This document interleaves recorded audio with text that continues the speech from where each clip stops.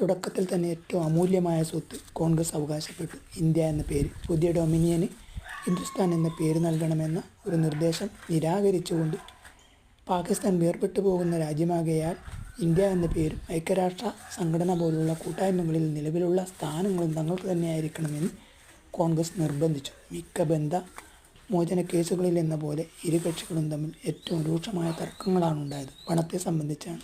Britain അവശേഷിച്ചിട്ട് പോകുന്ന കടമായിരുന്നു ഇതിൽ പ്രധാനം. ഇന്ത്യയെ ചൂഷണം ചെയ്യുന്നുവെന്ന കുറ്റാരോപണം പല ദേശങ്ങളിലായി ഏറ്റുപിടിച്ചതിന് ശേഷം ബലിയാടുകളായി കരുതപ്പെട്ടിരുന്നവർക്ക് $500 കോടി കടം വരുത്തിയിട്ടാണ് ബ്രിട്ടൻ തങ്ങളുടെ ഇന്ത്യയിലെ വീരസാഹസം അവസാനിപ്പിക്കാൻ പോകുന്നത്. ഈ വിപുലമായ സംഖ്യ യുദ്ധകാലത്ത് ചെലവഴിച്ചതാണ് ബ്രിട്ടനെ പാപ്പരാക്കുകയും ഇപ്പോൾ ആരംഭിക്കുന്ന മഹത്തായ ചരിത്ര പ്രക്രിയയെ ത്വരിപ്പിക്കുകയും ചെയ്ത മുടന്തൻ യുദ്ധവിജയത്തിന് വേണ്ടി ബ്രിട്ടൻ കൊടുക്കേണ്ടി വന്ന വിലയുടെ ഒരു ഭാഗമായിരുന്നു അത്. കൂടാതെ കൈവശമുള്ള ധനം വിഭജിക്കേണ്ടിയിരുന്നു. സ്റ്റേറ്റ് ബാങ്കുകളിലെ പണം, ബാങ്ക് ഓഫ് ഇന്ത്യയിലെ കല്ലറുകളിൽ സൂക്ഷിച്ചിരുന്ന സ്വർണ്ണക്കട്ടികൾ തുടങ്ങി തലവെട്ടി നാഗന്മാർക്കിടയിൽ കുടിലിൽ കഴിയുന്ന ഡിസ്ട്രിക്ട് കമ്മീഷണറുടെ കൊച്ചു പണപ്പെട്ടിയിൽ കിടക്കുന്ന ഉരഞ്ഞ തപാൽ സ്റ്റാമ്പും അഴുക്ക് പുരണ്ട വെള്ളി തൊട്ട് വരെ.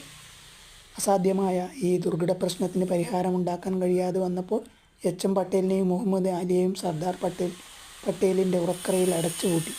ഒരു യോജിപ്പിലെത്തിച്ചേരുന്നവരെ അവർ അവിടെ തന്നെ കഴിയണമെന്ന് നിർദ്ദേശിക്കുകയും ചെയ്തു.